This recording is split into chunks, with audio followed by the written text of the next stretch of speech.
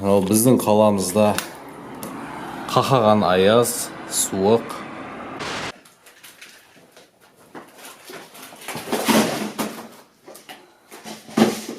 Достар, дәм бердіңіздер.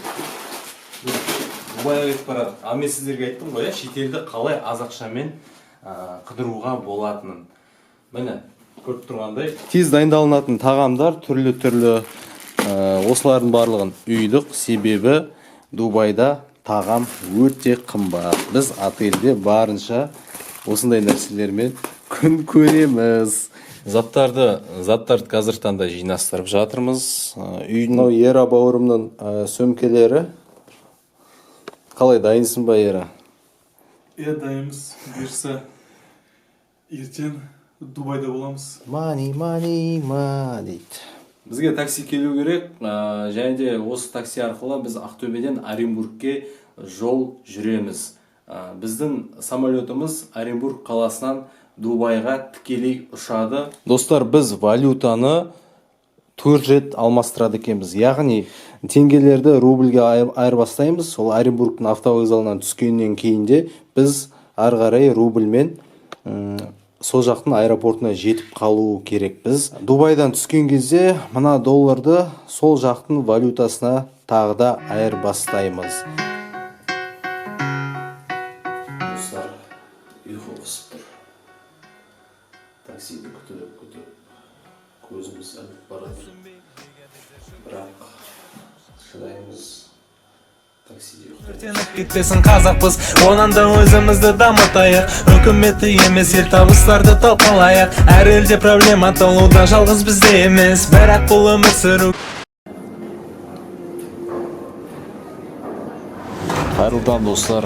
Біз әніме деп Оренбург қаласына жеттік. Көріп тұрғандай ұйқымыз қанбаған, 2 сағат ұйықтадық. Границада біраз уақыт тұрдық. Қазір Оренбург қаласындамыз. Барлық заттарымызды осы жақтың темір жол вокзалына, яғни камера хранениеға тастап кеттік.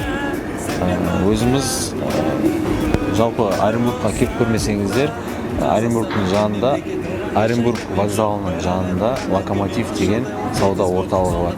Сонда тамақтар өте арзан, және де халал тамақтарда кездеседі.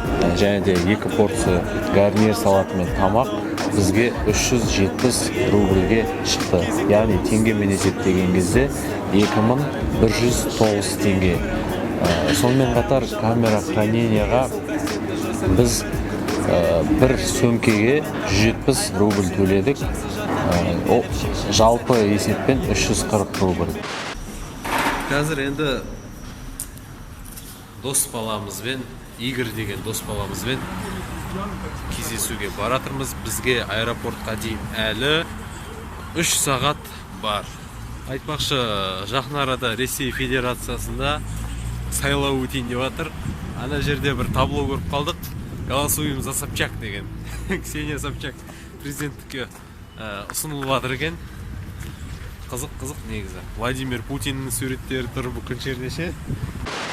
Жаңа айта кеткендей, бізді осы Оренбург қаласындағы Игорь деген досымыз күтіп алды. Игорь бүкіл Қазақстанға сәлемді жолдасан. Айтпақшы, Игорь Қазақстанның тумасы, осы уақытқа дейін Ақтөбе қаласында тұрған, қазір Оренбург қаласында тұрады.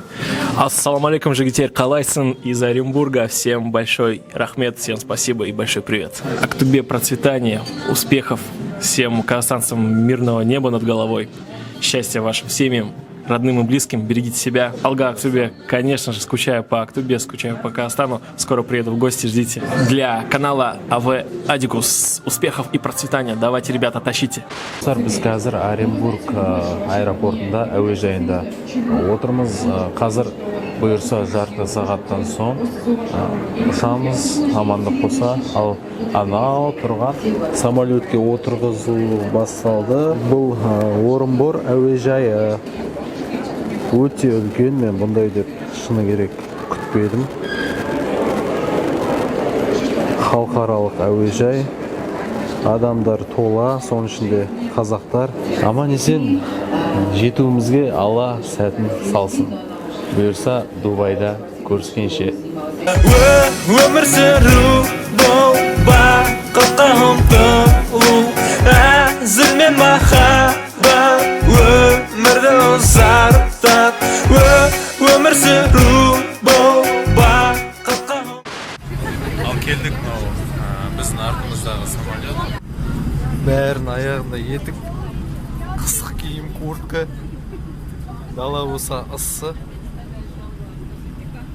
Менің аяғымда да етік.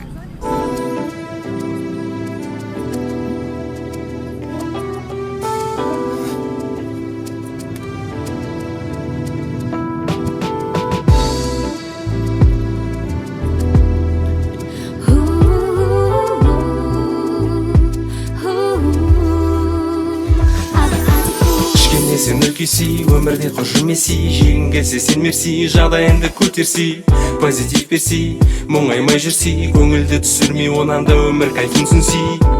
20 жасқа келіп мен тез өзгердім. Кеш жарық достар, көріп тұрғандай біз қонақ үйге келдік. Айналаның барлығында үлкен зәулім ғимараттар. Біз енді тамсандық, шыны керек аузымыз ашылды.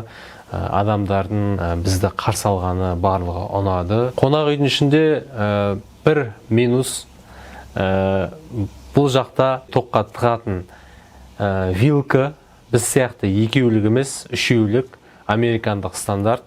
Сонымен енді соткамызды, фотоаппаратымызды жаңағыдай тоққа тығалмай отырмыз. Осы жақын арада супермаркет бар екен, соның ішінде адаптер сатылады екен. Достар, біз сияқты осылай тамақты үйіп әкеліңіздер, аямай. Біздің отель, біз қазір шығып барамыз.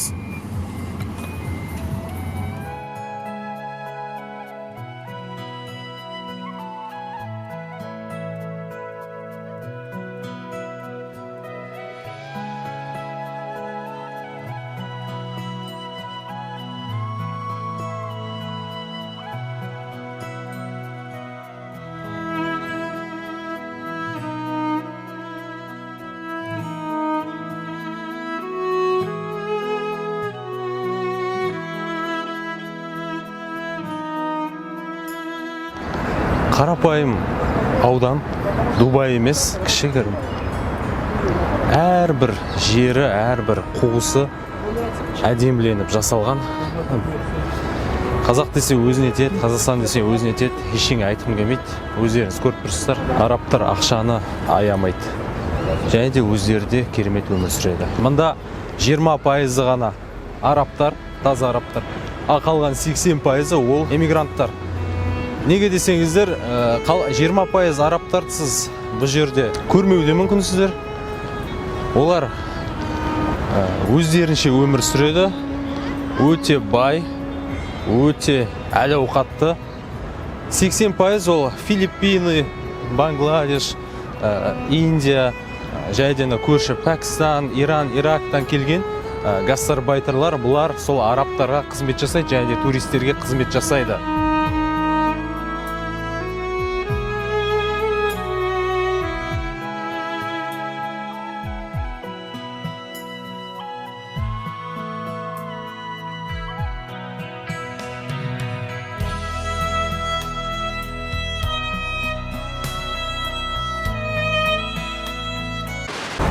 Мен артында тұрған Сахара центр, Шарджадан Сахара центрге дейін 11:50 дирхаммен таксимен келдік. Енді біз міне назар аударыңыз, шекара, Дубай мен Шарджаның шекарасынан жаяу өтіп жатырмыз. Өттік, міне Дубайдың территориясындамыз. Айырмашылық жер мен көктей. Дубай деген кішкене өзгеше. Бұнда өздерінің заңдары да бөлек. Енді осы жерден қазір біз таксиге отырамыз. Сонымен ең жақын арадағы метроға барып, Дубайдың қалаған жеріне метро арқылы жетеміз. Барлығы филиппинкілер.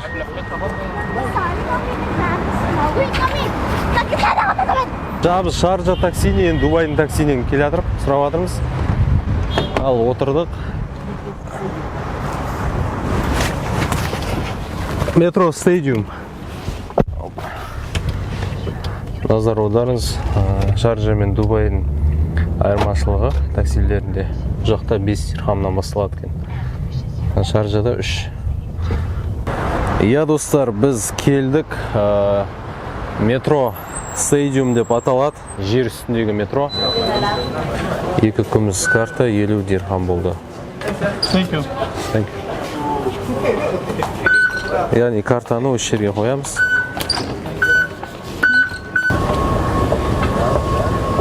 Мына стадиум деген жерден отырдық. Қазір біз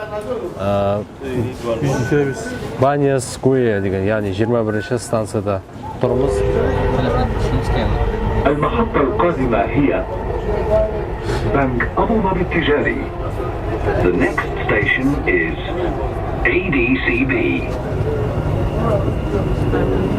ADCB станциясы. Ал зәулім ғимараттар басталды. Дубайдың қарапайым көшелері.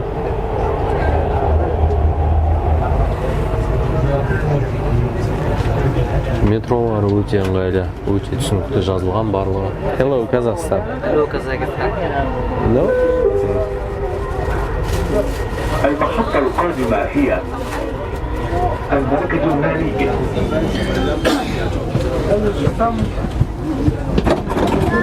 Ал достар, түстік.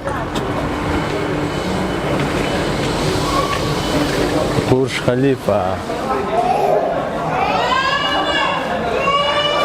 Орысты көрсек қуанасың яқта. Родной деп. Міне филиппинкілер. Достар, дизель. Баяғыда дизель деген футболка естеріңізде болған шығар, ә?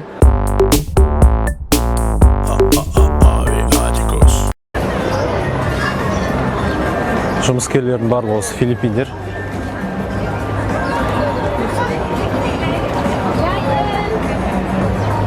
Арабтар өздерінше, пәкістандықтар, үндістер.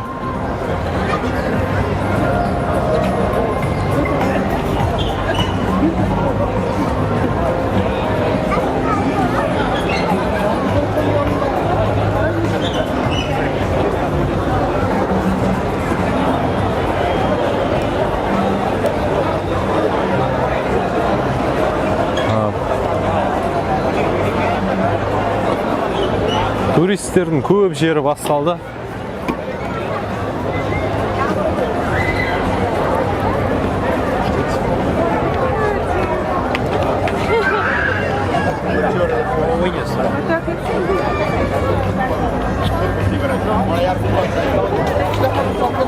Ештеңені бөлмей сіздерге толықтай түсіріп жатырмын. Дубайға келетіндеріңіз болса түсінікті болсын деп.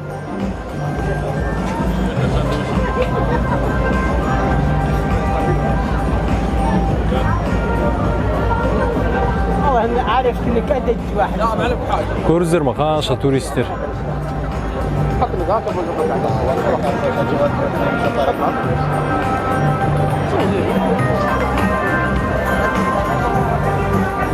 Әлде де крик.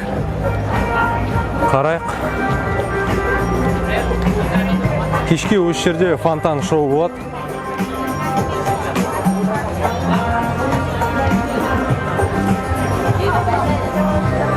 Тамаша айтыңыздаршы. Тамаша. Сонымен қатар түрік бауырларымыз да толуда.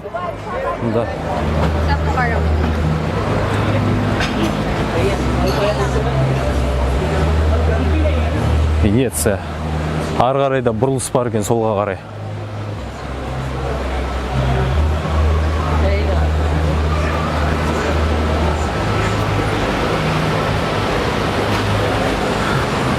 Қалайсыңдар?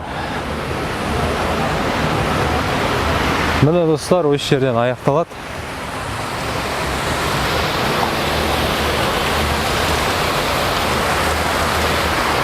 Су осы жерден кішігірім сарқырамадан құйылады екен. Біздің Венеция осы жерден аяқталады. Кішкентай жер, бірақ қандай? Әнекей. Ал, қазір басталады. Шоу басталды.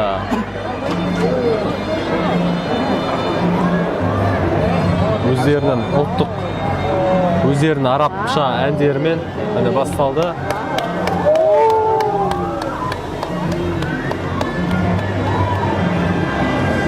Видеодан қалай болып тұрған білмеймін, бірақ мұнда өте әсерлі.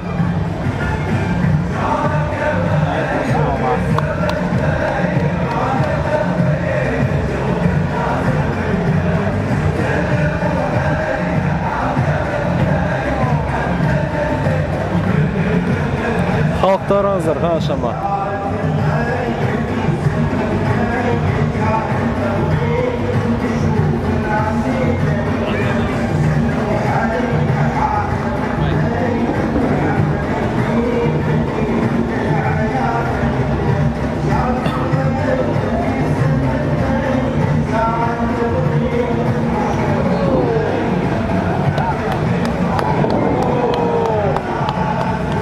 Көріңіздер, фонтанның биіктігі мына зәулім ғимараттан да биік.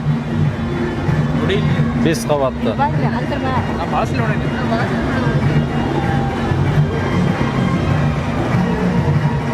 Ар жағындағы биіктік қараңыз. Мына қараңыз. Керемет.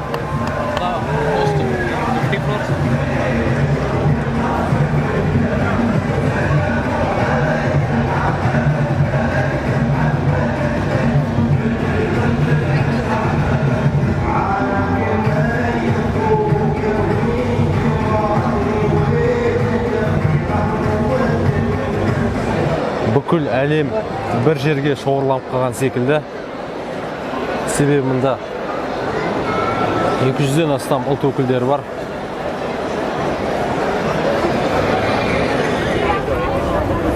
Лопата, күрек, айна, жүрек.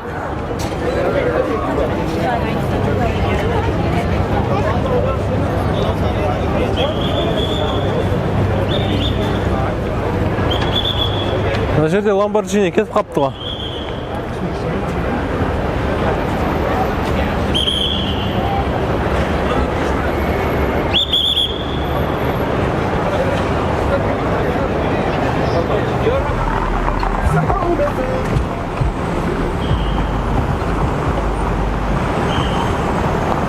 Бурж Халифа өздің әсем шамдарын жақты.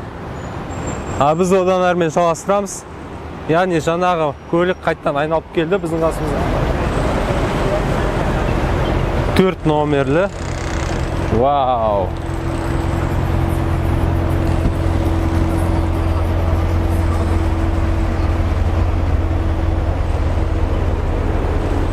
Достар, біз әсем, керемет Дубайдың орталық жерінен келе жатырмыз. Достар, жолға мән беріңіздер. Жолдың барлығын қарасаңыздар, плиткадан жасалған. Сонымен қатар көлік жүретін жолдың өзі плиткадан жасалған.